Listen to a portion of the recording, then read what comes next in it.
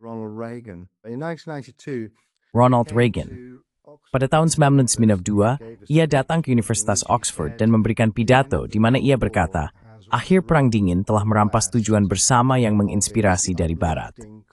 Namun ia menambahkan, jangan khawatir, karena saya pikir saya telah menemukan solusinya. Dan solusinya adalah bahwa militer Barat, jelas yang ia maksud adalah militer Amerika, meskipun yang lain bisa ikut serta, akan menjadi, katanya, that have a term semvoth in blue spring. Steel fist in a humanitarian velvet glove.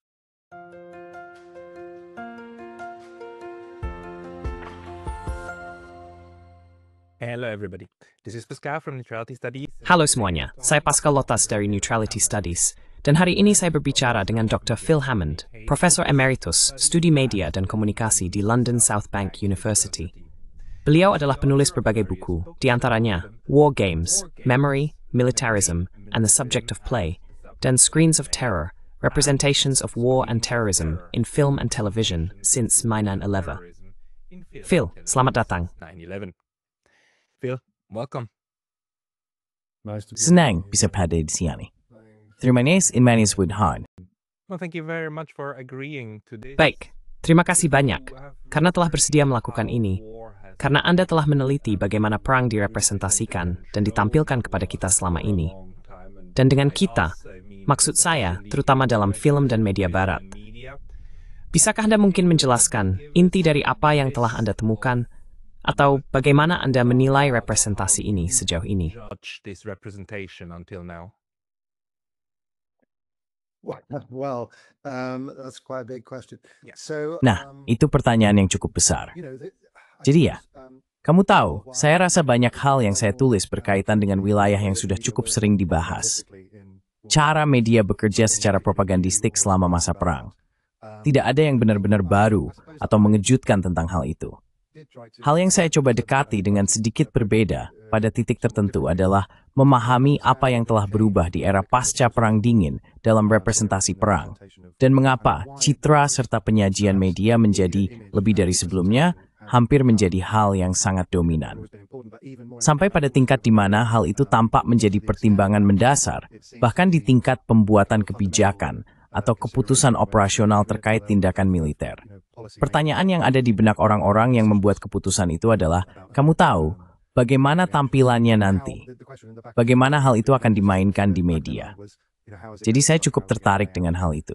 Secara singkat, saya kira saya mengaitkannya dengan perubahan politik yang terjadi di akhir Perang Dingin. Dan saya memikirkan bagaimana perang dan konflik berubah pada tahun 1990-an dan awal 2000-an sebagai konsekuensi dari perubahan politik tersebut. 2000s as a consequence of those political changes. So what? Sisi obvious semua. Bagaimana merbaiti ini saling hadir di representasi Mbak? Well, I wrote a book called. Nah, saya menulis sebuah buku berjudul Media, War, and Postmodernity yang sepenuhnya membahas hal itu.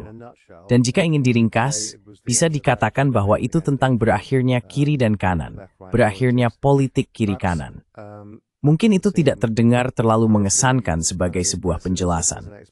Semua orang sudah cukup terbiasa dengan gagasan bahwa politik lama antara kiri dan kanan tidak lagi sama seperti dulu, meskipun kita masih terus menggunakan istilah-istilah itu.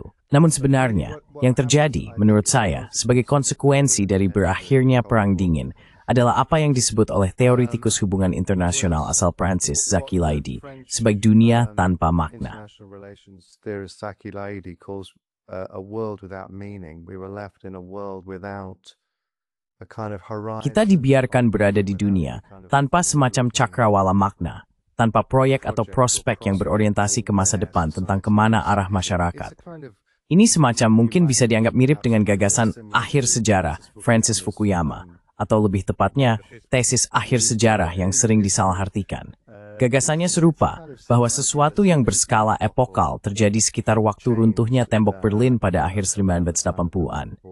Dan ya, saya sengkes ada ambil kuat, amigual, and saya mencoba verrohin, dan merpesiplin, and thadia perstword, wagi forward bro, streaming, in nasimang, sentara berkatsa, trulaidak, and dober dichu, or absolve. And as part of that, the role that the media play in war. Pada akhir periode itu, cakrawala untuk memahami dunia, maksudmu akhir dari bipolaritas, dari dua sistem yang saling berjuang, dan gagasan bahwa, oh sekarang semuanya berbeda, sekarang ada pemahaman dunia yang terpadu. Apakah itu yang kamu maksud?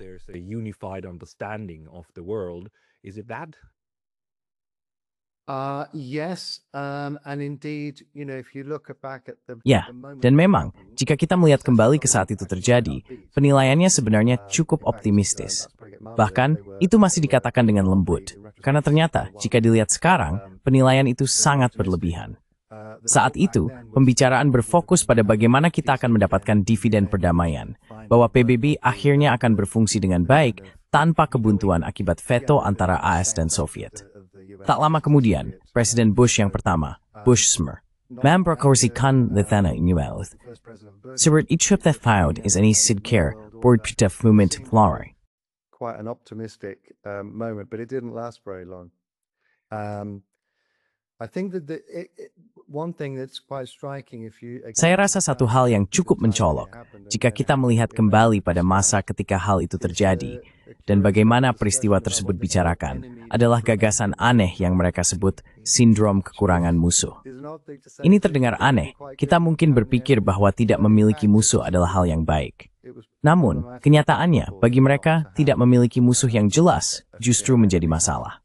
Karena selama era perang dingin yang panjang itu, sangatlah sepi dua kupi baik dan sekingin tanggap ramai. Sedatar, betia berti ramai tuin raya. Honor, kita that's theme apa? You knew who was on whose side. You knew what the West stood for, even if it was only... Kamu tahu apa yang diperjuangkan oleh Barat, bahkan jika hal itu hanya didefinisikan secara negatif, yakni berlawanan dengan apa yang ditentang oleh Barat. Dan tiba-tiba, semua itu runtuh. Jadi tanpa musuh yang jelas, tanpa alternatif yang jelas, untuk apa sebenarnya Barat berdiri? Untuk apa misalnya NATO ada? Apa tujuannya? Maka dimulailah pencarian pada tahun 1990-an untuk menemukan cara-cara baru dalam mengelola urusan internasional dan memberi makna serta tujuan padanya. Salah satu cara utama yang dicoba adalah justru melalui perang dan konflik.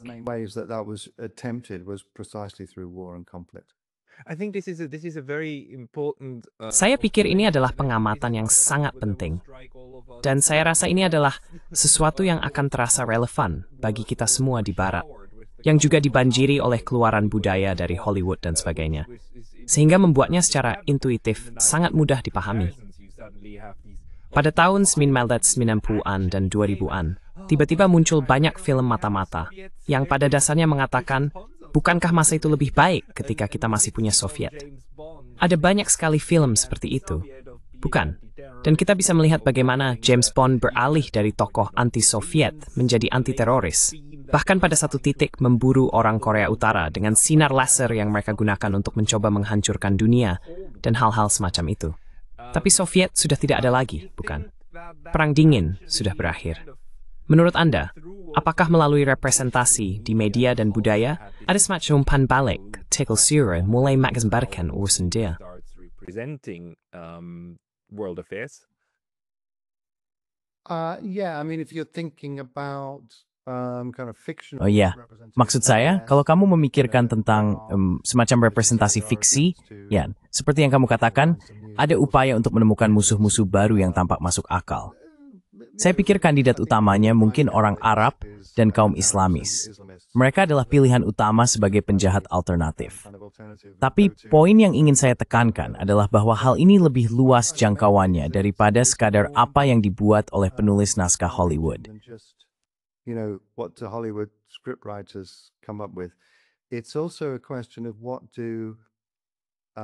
Ini juga merupakan pertanyaan tentang bagaimana mereka yang bekerja di media, yang berurusan dengan berita dan isu terkini, menafsirkan dunia bagi audiens mereka.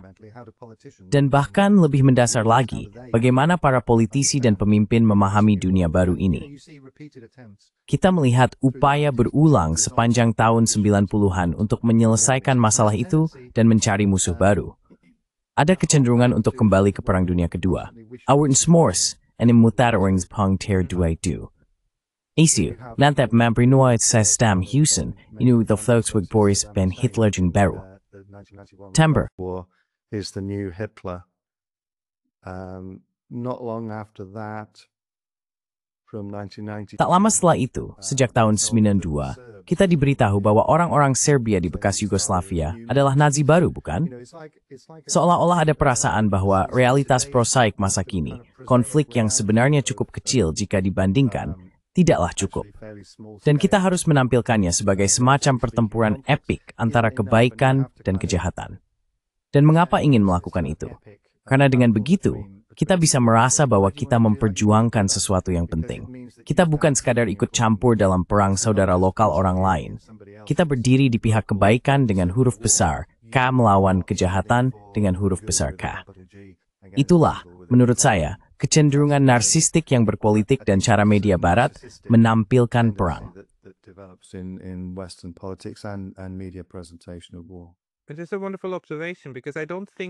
Itu pengamatan yang menarik.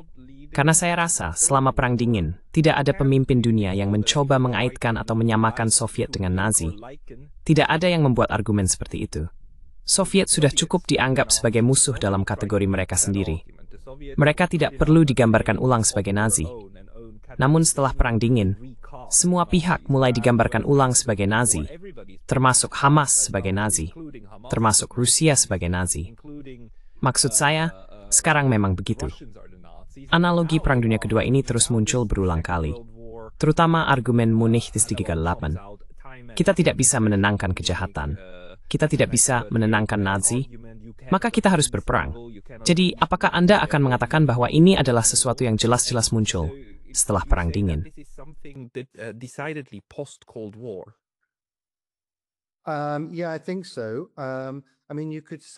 Ya, saya rasa begitu. Maksud saya bisa dibilang, mungkin bisa dikatakan bahwa ada semacam penyamaan antara Soviet dan Nazi dalam teori totalitarianisme. Ada upaya untuk mengatakan, ya, kita satukan saja keduanya. Yang menurut saya bukan argumen yang terlalu meyakinkan, tetapi argumen itu sering dikemukakan bahwa keduanya, dalam beberapa hal, merupakan versi dari hal yang sama, suatu sistem yang represif, otoriter, totaliter, hanya dengan wajah yang berbeda. Jadi itu semacam gagasan dari era Perang Dingin. Namun itu agak berbeda dari apa yang saya pikir terjadi setelah berakhirnya Perang Dingin, yaitu munculnya perasaan bahwa ada semacam kehampaan, ketidakbermaknaan dalam kehidupan politik Barat. Dan pada masa itu, di tahun 1990-an, benar-benar berlanjut hingga saya kira pertengahan 2010-an, jadi relatif baru, sekitar 10 tahun yang lalu. Hingga saat itu, Mswilithwana Grorid is at North its Breath. We bought Mishesk mereka in Mather Forge. Their publics were essentially not interested. There's a kind of withdrawal from public life. Ada semacam penarikan diri dari kehidupan publik, sebuah kurangnya minat yang mendasar. Hal itu terlihat dalam berbagai cara. Misalnya ketika orang melakukan jajak pendapat, semakin sedikit orang yang tertarik pada urusan publik. Ada kecenderungan untuk berpaling dari ranah publik menuju kepentingan pribadi dan individual.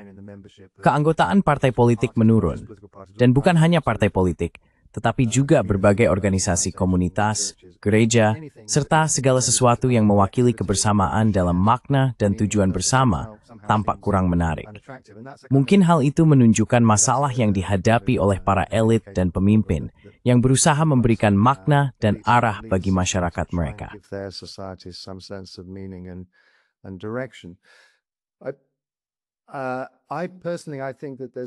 Saya rasa pada dasarnya, telah ada 3 upaya besar selama periode itu untuk menemukan pengganti. 2 yang pertama berkaitan dengan perang dan konflik.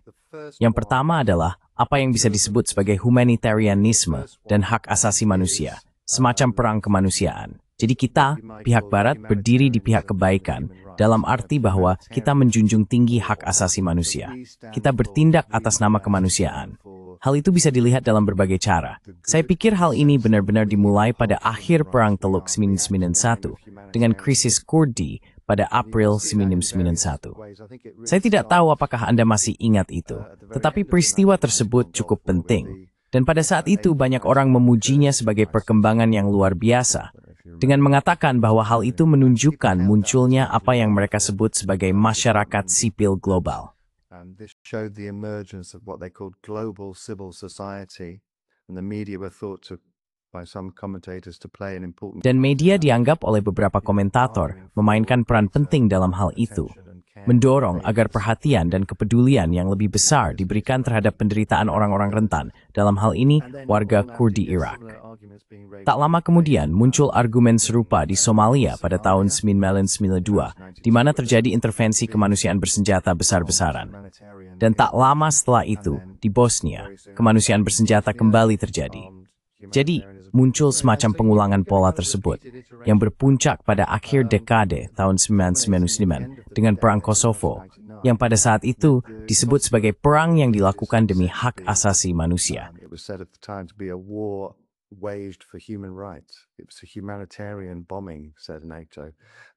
Itu adalah pengeboman kemanusiaan, kata NATO. Itulah tujuan baru yang tampaknya ditemukan oleh Barat. Dan ini menarik, karena sebenarnya hal itu telah diumumkan tepat di awal dekade oleh Ronald Reagan, percaya atau tidak, mantan Presiden Amerika. Mungkin Anda tidak menganggapnya memiliki banyak kesamaan dengan para intervensionalis liberal kemanusiaan di tahun 90-an, tetapi pada 1992, ia datang ke Universitas Oxford dan memberikan pidato di mana ia berkata, akhir Perang Dingin telah merampas tujuan bersama yang menginspirasi dari Barat. Namun kemudian ia menambahkan, jangan khawatir, karena saya pikir saya telah menemukan solusinya. Don't worry, because I think I found a solution. And that is that the Western military, Dan itulah bahwa militer Barat, maksudnya jelas yang ia maksud adalah militer Amerika, tapi yang lain juga bebas untuk bergabung, akan menjadi katanya tangan besi kemanusiaan dalam sarung tangan beludru kemanusiaan. Itulah militer Barat yang baru. Dan itu terjadi pada akhir Desember 1992. Ia menyampaikan pidato itu pada hari yang sama ketika George Bush yang pertama, yang tentu saja pernah menjadi wakil Presiden Reagan, mengirim marinir AS ke Somalia untuk menjalankan peran tangan besi dalam sarung tangan beludru kemanusiaan itu. Jadi itulah kerangka besar pertama menurut saya untuk merumuskan kembali tujuan bersama yang baru dan menginspirasi. Lalu bisa dikatakan bahwa hal itu, sampai batas tertentu, tergeser pada tahun 2001 dengan peristiwa Smiths-Delest dan perang melawan teror.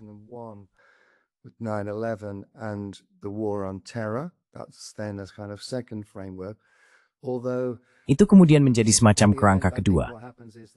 Meskipun demikian, menurut saya yang terjadi adalah kedua kerangka itu entah bagaimana menyatu, sehingga operasi militer pertama di Afghanistan dan kemudian di Irak sejak 2003 mulai mengambil karakter humaniter militeristik, alih-alih semata-mata menjadi operasi anti-teror.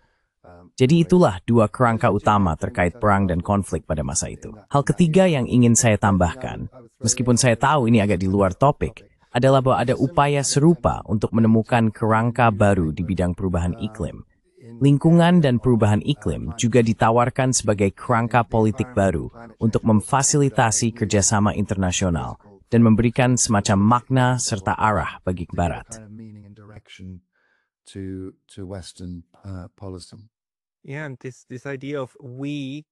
Ya, dan gagasan bahwa kita harus melakukan ini, dan kita di sini berarti Barat yang memimpin, dan semua orang lain harus mengikuti. Kalau tidak, kita semua akan binasa. Kita semua mati. Kita sebenarnya sudah melihat bahasa seperti itu berulang saat corona, atau melihatnya terulang. Itu semacam episode kecil, tapi dengan pendekatan yang mirip. Entah kita melakukan X, atau kita semua mati. Jadi kamu bersama kami, atau melawan kami.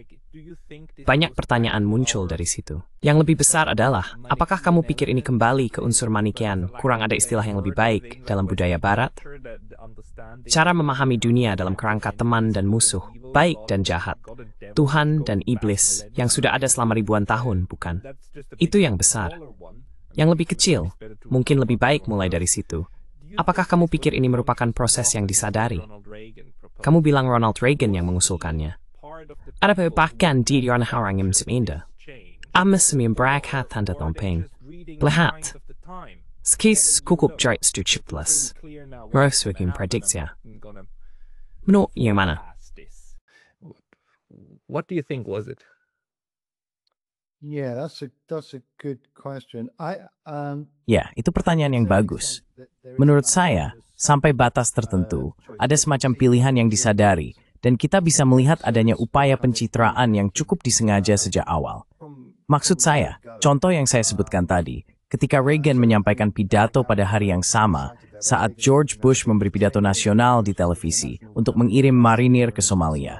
Ketika marinir tiba di Somalia, beberapa jurnalis yang mungkin agak sinis mengklaim bahwa waktu pendaratan di pantai itu diatur agar sesuai dengan jadwal siaran TV di AS. Itu dipentaskan sebagai sebuah acara media, bukan?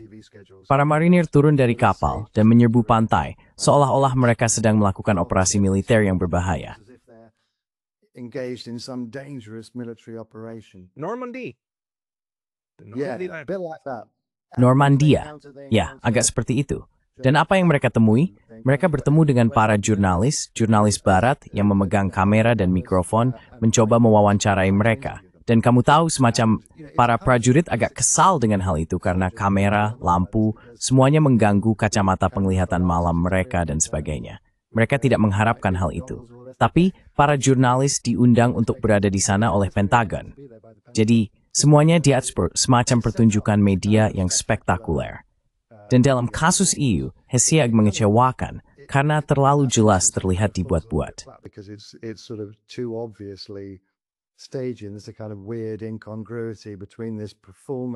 Ada semacam ketidaksesuaian yang aneh antara pelaksanaan operasi militer ini, yang sebenarnya bukan operasi militer, dan media yang berusaha melakukan wawancara. Jadi kejadian semacam itu, dan jelas bukan hanya itu saja, memang menunjukkan adanya unsur kesadaran dan kesengajaan. Namun itu bukan berarti semuanya hanyalah manipulasi yang dingin dan terencana. Saya rasa ada semacam perasaan bahwa setidaknya di antara mereka sendiri, kamu tahu, kamu menyebut corona dan pandemi. Dan hal yang membuat saya teringat adalah bahwa seringkali dalam situasi seperti ini, ada semacam politik ketakutan yang dimainkan.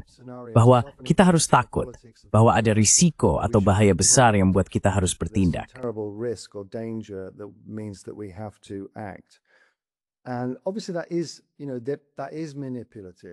Dan jelas itu, kamu tahu, bersifat manipulatif. Tapi saya juga berpikir bahwa para elit sendiri tidak kebal terhadap ketakutan yang mereka miliki. Mereka juga benar-benar khawatir dan takut terhadap beberapa hal yang mereka suruh kita takuti.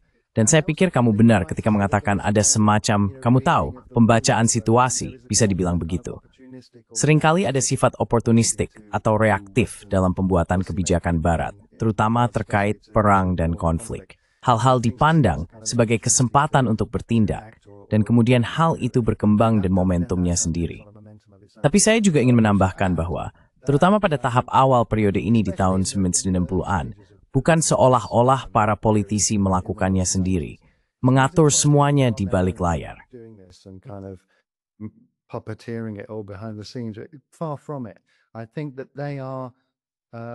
Jauh dari itu.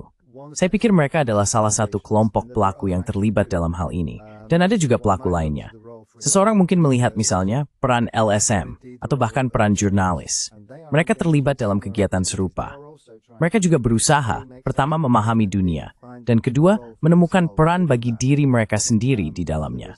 Baik sebagai pelaku langsung maupun sebagai penafsir dunia bagi audiens yang lebih luas. Dan khususnya terkait dengan militerisme kemanusiaan yang berkembang pada tahun 1990-an, saya pikir para jurnalis memainkan peran yang sangat penting dalam ikut membentuk gagasan tentang peran baru Barat di dunia sebagai semacam penyelamat umat manusia. As a kind of savior of humanity. Yeah, and I mean you can see quite beautifully. Ya, maksud saya, kamu bisa melihat dengan cukup jelas, juga dengan mendengarkan kisah beberapa jurnalis, bagaimana perkembangan ini berjalan beriringan. Menurut saya, salah satu yang paling penting adalah kesaksian dari, siapa namanya? Dia juga punya acara YouTube yang sangat bagus dan sering berbicara secara terbuka. Mantan koresponden perang untuk New York Times, Chris Hedges. Chris Hedges tentu saja, yang juga menceritakan pengalamannya berada dan bekerja di zona perang, adrenalin yang ditimbulkannya, dan kemudian pergeseran oleh AS, menuju praktik jurnalisme tertanam untuk seperti.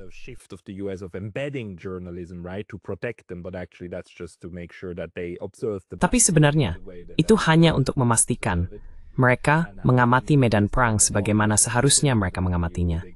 Dan bagaimana beberapa jurnalis ikut serta sementara yang lain tidak. Mereka pergi ke sisi lain dan mencoba menggambarkannya dari sana. Tetapi kemudian mereka dikucilkan, ditolak, tidak lagi menemukan tempat untuk menulis, dan akhirnya harus meninggalkan jurnalisme arus utama. Dan hal ini pada dasarnya menciptakan arus itu, bukan yang telah diperingatkan oleh Noam Chomsky dan Herman, bahwa dalam lingkungan yang bersifat propagandistik, jurnalis hanya bisa melangkah sejauh tertentu, meskipun mereka tidak diarahkan secara langsung. Dan kamu seolah mengatakan bahwa hal yang sama berlaku bagi para politisi juga. Mereka tidak selalu memberi instruksi secara langsung, tetapi mereka ikut menciptakan lingkungan ini. Dan menurutku, jika aku memahamimu dengan benar, tumauk, inghay tausparing kembali berhusens, tap tulang yang jelas, anakang bring a spam untuk memuat na. Ada masalah tentang ngemakna itu sendiri, bukan begitu? Or a problem of meaning. Yeah, so I mean, you could Ya, jadi maksud saya, kamu bisa menceritakan kisah itu, menurut saya, dengan mengambil titik awal dari hal yang kamu sebutkan tentang penempatan jurnalis. Hal itu dibicarakan pada tahun 2003 selama Perang Irak, saat itulah kita mendengar istilah jurnalis tertanam. Tapi sebenarnya itu bukan hal baru sama sekali. Sebenarnya, kamu bisa melihat penggunaan pertama kebijakan itu pada tahun 1982. Dalam Perang Falklands, ketika otoritas Inggris melakukan hal yang persis sama. Pertama-tama, karena lokasinya sangat jauh, Kepulauan Falkland, mereka memilih secara khusus para koresponden yang akan pergi bersama pasukan tugas, seperti yang disebut saat itu, ke Atlantik Selatan untuk berperang di sana. Mereka memiliki kendali atas siapa yang akan berangkat, dan kemudian mereka menempatkan semua jurnalis itu pada unit militer. Masing, Nimantu Rayfro, en ook de toerdie smith had sprobel te Maldives door in London. before they sent anything back to London. So it was very, very tightly. Jadi semuanya dikendalikan dengan sangat ketat. Kemana mereka boleh pergi, apa yang boleh mereka lihat, dan apa yang boleh mereka kirimkan kembali. Mengapa mereka melakukan itu? Nah, mereka melakukannya karena mereka melihat apa yang terjadi di Vietnam. Vietnam adalah titik balik besar pertama dalam hubungan antara media militer.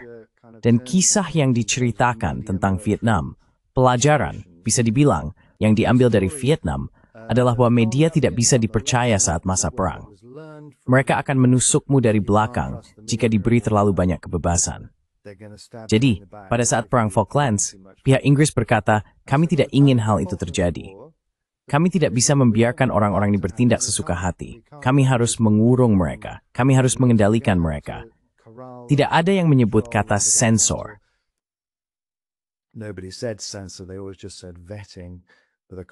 Mereka selalu bilang memeriksa naskah. Tapi pada dasarnya itu berarti kita harus menyensor mereka perlu. Dan otoritas AS melihat apa yang dilakukan Inggris di Falklands dan berpikir, ya itu terlihat cukup baik. Itu cara yang masuk akal untuk dilakukan. Mereka mengambil pendekatan yang sangat mirip invasi ke Grenada pada tahun 1983, misalnya, di mana mereka berusaha menjauhkan media sampai semuanya selesai. Pada tahun 1989, dalam invasi ke Panama, mereka melakukan hal yang sama. Jangan biarkan media ada di sana sama sekali. Dan hal itu juga terlihat dalam Perang Teluk 1991, di mana ada apa yang mereka sebut sistem kelompok, di mana lagi-lagi ada akreditasi bagi para koresponden.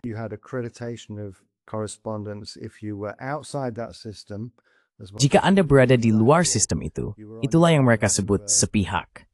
Anda sendirian, dan seperti yang Anda tahu, menanggung risikonya sendiri. Tetaplah aman, tetaplah bersama kami. Kami akan membawa Anda ke tempat tujuan, tunjukkan apa yang perlu Anda lihat.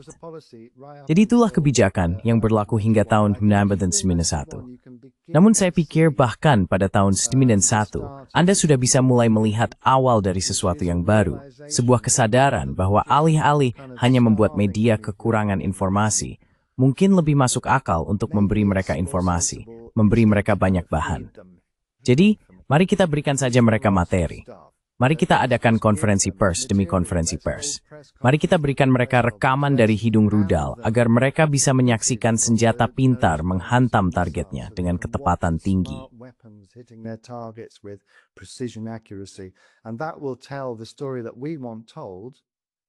Dan itu akan menceritakan kisah yang ingin kita sampaikan. Yang omong-omong sepenuhnya kisah palsu, tapi abaikan saja itu. Kita akan membiarkan mereka menceritakan kisah itu dengan memberi mereka informasi, bukan dengan mencoba membuat mereka tetap dalam kegelapan. Saya pikir pada tahun 1990-an, seorang jurnalis BBC, saya kira Nick Gowing, menyampaikan poin tentang betapa mencoloknya bahwa di Bosnia, jurnalis Barat sangat bersemangat untuk memiliki semacam sistem pool di bawah naungan PBB. Padahal sebelumnya mereka sangat mengeluh tentang pembatasan sistem pool yang dijalankan pada tahun 1991 di Teluk. Tiba-tiba, mereka mulai melihat diri mereka sebagai rekan kerja dengan militer Barat, sebagai bagian dari tim yang sama. Is a system small? Maksudnya seperti kumpulan media.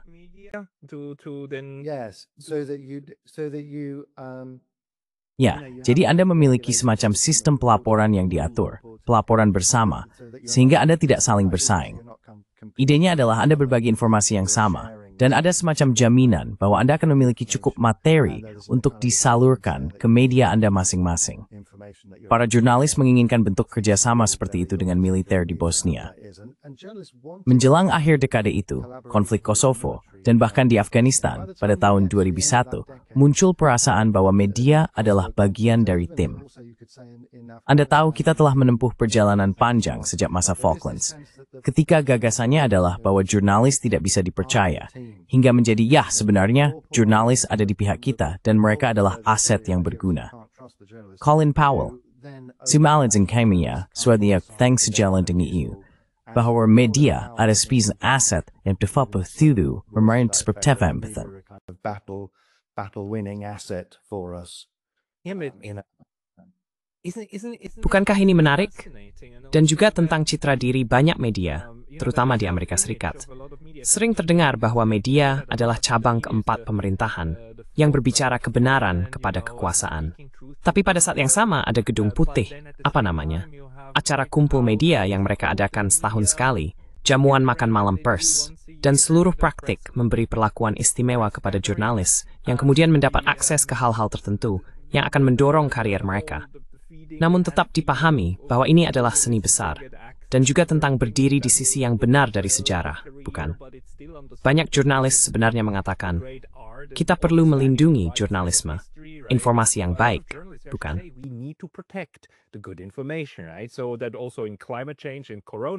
Jadi hal itu juga berlaku untuk perubahan iklim dan COVID. Kita bisa melindungi masyarakat. Karena jika orang-orang mempercayai hal yang salah, maka kita semua akan mati. Semuanya kembali pada gagasan bahwa, seperti yang kamu katakan, kita adalah satu tim. Kita bekerja sama, dan kita perlu bersikap kritis terhadap Pentagon. Karena jika mereka menghabiskan terlalu banyak uang untuk satu senjata dan bukan yang lain, atau jika ada korupsi, maka media ada untuk menelitinya. Meskipun, mungkin mereka tidak melakukannya, karena Pentagon tidak pernah lulus audit, dan media juga tidak terlalu mempermasalahkannya. Menarik sekali bahwa hal ini berfungsi, kamu tahu, sebagai cara untuk memahami posisi kita di dunia.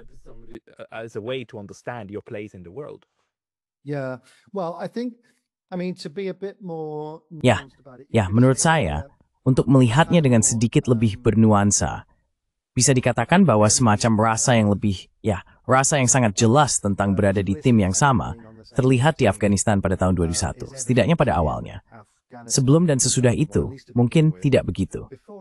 Jadi pada tahun 1990-an, saya akan berpendapat bahwa, pada dasarnya para jurnalis, politisi Barat, dan militer Barat memang melihat diri mereka berada di pihak yang sama.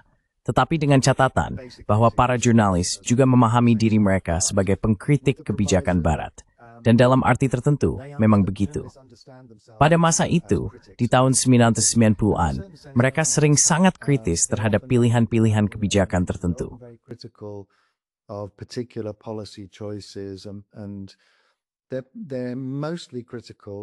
Dan mereka sebagian besar mengkritik jenis keraguan-raguan dalam kebijakan Barat. Jadi ya, itu adalah sebuah kritik, tetapi jenis kritik yang untuk sebagian besar tidak terlalu mengganggu para politisi Barat. Karena di baliknya ada kesepakatan dasar. Kritik itu mengatakan, kalian tidak berbuat cukup. Mengapa tidak berbuat lebih banyak? Mengapa tidak bertindak lebih tegas? Mengapa tidak bertahan lebih lama? Mengapa tidak menyerang mereka dengan lebih banyak persenjataan? Jadi, ini adalah jenis kritik seperti itu, bukan kritik yang lebih mendasar terhadap intervensi militer Barat. Jadi hal itu terus terlihat berulang kali pada tahun 1990-an. Kritik dari media pada dasarnya mendorong Barat untuk berbuat lebih banyak.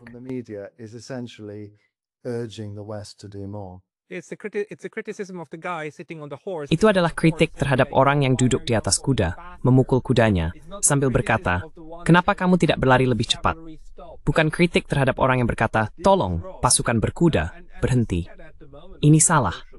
Dan kita melihat hal itu terjadi saat ini di media sosial, omong-omong. Ada banyak kritik terhadap pemerintah AS, Jerman, dan Eropa yang mengatakan kalian tidak cukup membombardir Hamas, kalian tidak memberikan cukup senjata. Ukraina, tentu saja. Tut hakop i det här. Engelstemmen perfekt till Mercia, maar een kitsch relatief en medifig för stra. They ingat tas was good harus besmring. To stop. Yeah. The other thing I would say is that Hal lain yang ingin saya katakan adalah bahwa mungkin ada poin yang lebih bernuansa untuk dibahas tentang apa yang terjadi dalam Perang Irak tahun 2003. Saya pikir, seperti yang bisa diduga, sejauh ada kritik, itu terbatas. Namun, yang muncul dalam perang itu justru semacam kesadaran diri yang aneh dari pihak media. Hampir seperti jarak ironis terhadap peristiwa yang mereka liput. Para jurnalis yang meliput Perang Irak 2003 cenderung melaporkan dengan kesadaran bahwa mereka sedang dimanfaatkan untuk menampilkan sebuah citra. Benar kan? Jadi ambil satu contoh, mungkin yang paling mencolok ketika Presiden Bush yang lebih muda naik ke kapal induk dan menyampaikan pidato, misi telah tercapainya. And made his mission accomplished speech. We've done it. We've mission accomplished. Kita sudah melakukannya. Kita sudah menyelesaikan misi. Nah, kamu tahu ketika BBC datang untuk meliput hal itu, mereka tidak bisa menahan diri untuk tidak membicarakan bagaimana semuanya diatur, bagaimana semuanya disusun untuk kamera, bagaimana ini adalah sebuah acara media. Mereka tidak sekadar melaporkannya secara langsung. Lihat, Presiden menyampaikan pidato ini.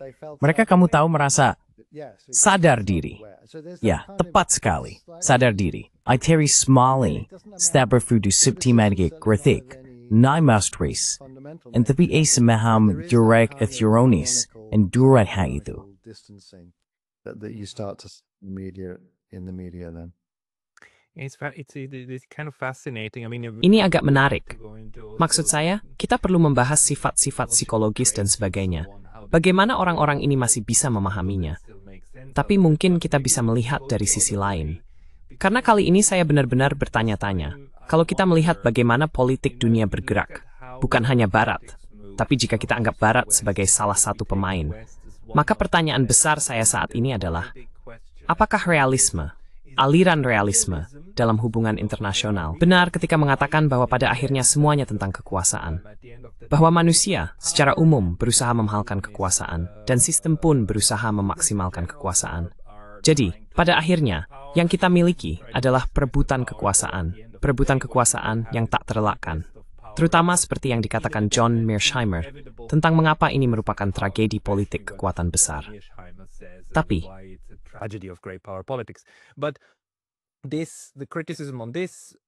kritik terhadap penafsiran ini adalah bahwa, ya, ini sangat menguntungkan diri sendiri. Beginilah cara Barat melakukan sesuatu. Cara orang Eropa, Amerika, dan orang Eropa yang bermigrasi melakukannya. Jika kita mengambil pendekatan lain dan mengatakan, tidak, kita memiliki pertarungan antar peradaban, maka kita mungkin melihat bahwa Rusia, Tiongkok, dan Iran mewakili peradaban yang berbeda, yang benar-benar menjalankan sesuatu dengan cara yang berbeda. Dan salah satu cara untuk melihat hal itu mungkin melalui cara cerita diceritakan. Sekali lagi, seperti yang saya tanyakan sebelumnya, apakah Anda berpikir bahwa tradisi Barat dalam memahami sesuatu secara manikean, baik dan buruk, Tuhan melawan iblis dan sebagainya, bahwa tradisi yang telah berusia ribuan tahun ini memengaruhi cara kita sebagai Barat, sebagai kelompok peradaban, menciptakan makna dalam urusan terkini. Mungkin ini pertanyaan yang sangat besar, tapi face riset lah. It's maybe a very big question, but what is your hunch? Yeah, to be honest, I don't. I would Ya, hate to saya tidak. kind of pronounce Sejujurnya, saya akan ragu untuk memberikan penilaian tentang itu. Seperti yang Anda katakan, pertanyaan besar tentang apakah ada pola budaya yang mendalam di Barat yang membuat orang Barat cenderung melihat dunia dalam kerangka baik dan jahat, dan apakah ada peradaban lain. Saya kira Anda terutama memikirkan Tiongkok yang berada di luar itu. Siapa yang tahu? Mungkin Anda benar. Saya pikir saya akan meselaskan pentegaran sporisling. Inyuman inan, fabrisnem porigi sifat ing astoris. Utah 3 gedioning brotip. It seems like, nothing ever changes. It's all just the same as it has ever been. Semuanya sama saja seperti sebelumnya. Ya, dan secara pribadi, saya sedikit lebih tertarik pada seperti, kamu tahu apa saja karakteristik historis yang spesifik dari suatu momen tertentu yang mengarah pada baik konfrontasi politik maupun perang dan konflik secara langsung dalam konteks tertentu. Dan saya pikir kamu tahu, siapa yang tahu, mungkin kamu benar sekali ketika mengatakan ya, pada akhirnya semuanya bermuara pada semacam begitulah. Hanya saja, maaf, instead ho. Tapi dalam satu sisi, siya mersleping therapy penghindar tis pagnatindan pasif is pada sesuatu yang berpuluh saya inalo. So ginu the vaccine all sport specific. I'm much more interested in what are the specifics. No, you're right. I mean, if we want to understand what's Tidak, going on tidak. in the world Kamu currently, benar. we of course need Kamu to benar. try to read Maksud saya, jika kita ingin memahami apa yang sedang terjadi di dunia saat ini, tentu saja kita perlu membaca mekanisme dasarnya dengan benar. Pertanyaan saya lebih kepada apakah ada penjelasan yang lebih luas untuk mekanisme tersebut, dan apa yang tetap sama seiring waktu. Tapi kemudian ya, itu menjadi historis, tentu saja. Well, historical, absolutely. Yeah, well, I mean, let's maybe one way to Ya, maksud saya, mungkin salah satu cara untuk membahas topik itu adalah Anda menyebutnya sebagai semacam konflik peradaban. Dan hal pertama yang langsung terlintas di pikiran ketika Anda mengatakan itu adalah Clash of Civilizations, karya Samuel Huntington.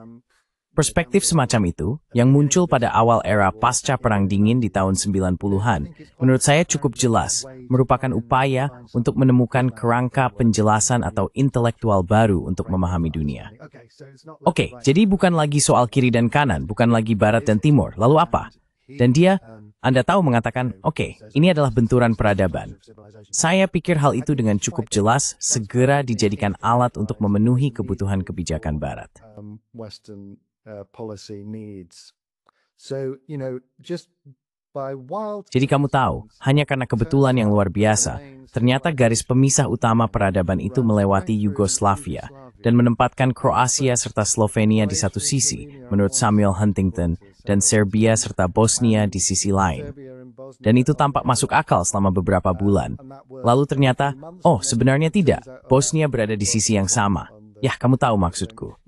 Jelas sekali ini sangat dibuat-buat, disusun agar masuk akal untuk menjelaskan sesuatu yang saat ini kita butuh penjelasannya dengan cara yang kemudian mempermudah kebijakan barat. Dan menurutku, pada dasarnya gagasan itu bermuara pada pertanyaan, bagaimana kita membingkai dunia secara intelektual dengan cara yang akan mempermudah proyeksi kekuasaan barat, terutama kekuasaan Amerika.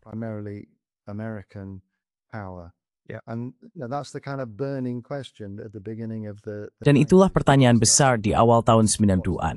Kita telah kehilangan kerangka lama itu. Apa yang baru? Apa jawabannya? Dan salah satu jawaban pertama adalah, konflik peradaban. Ini adalah benturan peradaban. Yang tentu saja dalam penjabaran Samuel Huntington, menurut saya tidak sepenuhnya koheren, tapi begitulah adanya. Yang lain yang muncul tak lama setelah itu adalah gagasan tentang keruntuhan peradaban, bahwa peradaban diwakili oleh Barat. Robert Kaplan, saying, even in anim alamukor thalik of the coming anary. Humanitakan, as bagyong bergentu di dunia, di mana peradaban sedang berhenti. World where civilization is just ceasing to exist. It's reverting to a kind of pre-modern Ini kembali ke semacam keadaan pramodern, dan dia memikirkan tempat-tempat seperti Somalia, yang katanya pada dasarnya telah kehilangan status kenegaraannya, telah kembali ke kondisi pramodern.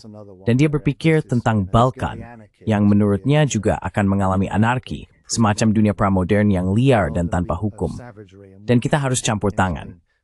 Namun sekali lagi, inti dari penyusutan itu, pemaisda forward bentuk regengs the betelmi en menghalasting sesane itu dua kurang kerangka bantu benu proyeksi kekuatan barat. Meaningful framework for the projection of Western power. Yeah, it's very hard pressed to think of any like very popular. Ya, sangat sulit untuk memikirkan teori atau kerangka hubungan internasional populer manapun yang tidak menggambarkan intervensionisme sebagai sesuatu yang alami atau bahkan diinginkan. Dan bahkan, jika kita menelusuri lebih jauh ke belakang, dengan gagasan besar tentang beban orang kulit putih dan mission civilisatris, bahkan di dalam Amerika Serikat sendiri, Manifest Destiny, semuanya merupakan Greek spolorism mendukung ekspansionisme kerasan, inspirasi themophorine, violent expansionism of the dominant group. Well, Nah, dengan keuntungan dari cukup banyak pengetahuan setelahnya, bisa dibilang bahwa era Perang Dingin itu semacam pengecualian, tahu kan? Dalam arti bahwa di bawah sistem PBB yang dibentuk setelah Perang Dunia II, ada pengarusutamaan, dan setidaknya secara formal, penghormatan yang hampir secara universal diterima terhadap gagasan non-intervensi dalam urusan internal negara lain dan kesetaraan kedaulatan antar negara.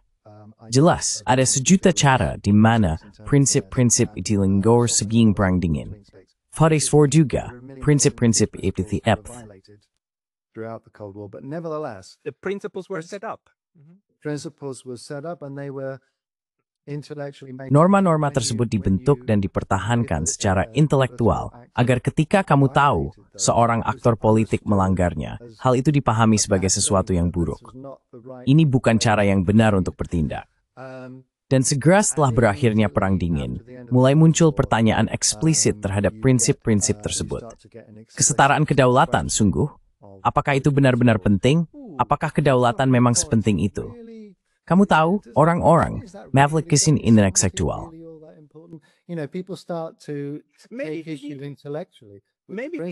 Mungkin kita melihat tanggung jawab untuk kasus di mana keusiaan dikuasai kekuatan senjata. Yes. Jadi, sepeng tuhu, kiadan sangat cepat, bermeli dari semhoriti ke step and kepertan dan senti in non-intervensi, dan smadsi, dan was, gerthausta forward, tingti mengimpri, at thutso kent six more. We must intervene. So that would to me indicate that Bagi saya, hal itu menunjukkan bahwa Perang Dingin semacam menjadi jeda panjang terhadap konsep kolonial tradisional tentang proyeksi dan ekspansi kekuasaan. Dan jika dipikir-pikir, Uni Soviet sebenarnya berusaha secara eksplisit memposisikan diri mereka sebagai kekuatan anti-kolonial.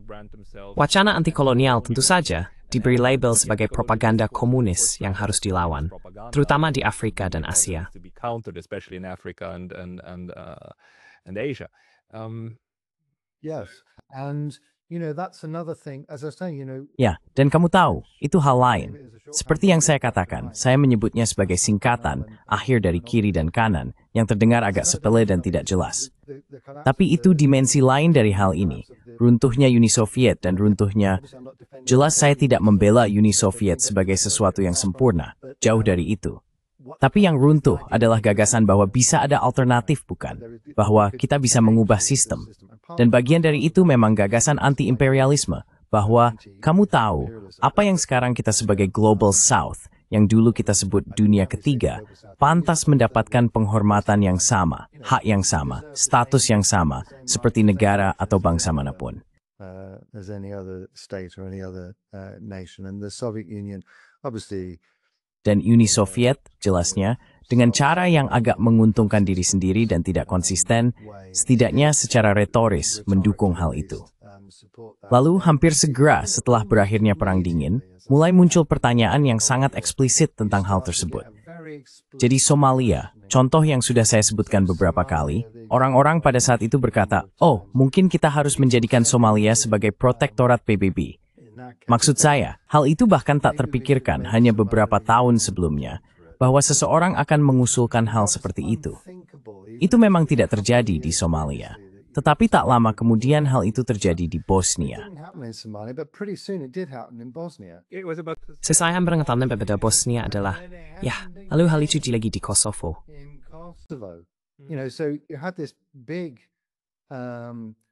Jadi ada negara besar di jantung Eropa, Yugoslavia, yang terpecah belah. Sebagian wilayahnya berada di bawah kendali protektorat internasional. Ada semacam, kamu tahu, kemunculan kembali hal semacam itu seperti yang kamu katakan, sebuah kemunduran ke imperialisme abad ke-19. Boom, di sanalah, tepat di tengah Eropa pada tahun 90-an. Dan orang-orang terus melanjutkan seolah itu bukan apa-apa. Seolah ini normal. Yung harus kita terima dan jejilani begitu insting. Thing that we have to just expect and live with nowadays. Yeah, because you don't frame it as such. Kamu tidak membingkainya seperti itu, bukan? Kamu membingkainya sebagai sesuatu yang baru, sebagai perserikatan bangsa-bangsa yang mengambil tanggung jawabnya, mengemban mandat untuk melindungi. Sangat menarik bahwa saat ini kita hidup di masa ketika semua ini seakan runtuh, topengnya terlepas, karena gagasan tentang Riviera di Gaza. Lalu protektorat yang akan diperintah oleh, seperti yang diusulkan Tony Blair. Maksudku, tidak ada yang lebih berbau imperialisme abad ke-19 daripada mengusulkan agar Blair memimpin apa yang tersisa setelah genosida. Itu benar-benar sulit dipercaya. Jadi, dalam arti tertentu, kita sedang menuju ke titik puncak di mana semua ini menjadi begitu. Begitu terang-terangan, hingga kamu bahkan tidak berusaha menyembunyikannya lagi. So blatant that you don't even try to hide it anymore. Yeah. I mean, obviously I've been talking. Ya, maksud saya, jelas saya selama ini terutama berbicara tentang tahun 90-an. Tapi mungkin penting juga untuk membahas apa yang berbeda dan apa yang mulai berubah sekarang. Bisa dibilang, sama seperti pada masa Perang Dingin ketika Uni Soviet menjadi semacam pendukung retoris setidaknya bagi gerakan anti-kolonial, dan kadang juga pendukung logistik serta militer bagi mereka. Sekarang mungkin kita bisa melihat Rusia dan Tiongkok mulai berpikir untuk memainkan peran yang sama. Sangat menarik bagi saya bagaimana Rusia telah muncul secara eksplisit dan juga secara implisit Tiongkok. Keduanya pada dasarnya telah muncul sebagai pendukung multipolaritas. Namun yang sebenarnya dimaksud dalam praktiknya adalah bahwa mereka mengatakan negara-negara yang lebih lemah tidak harus selalu mengikuti kehendak Barat.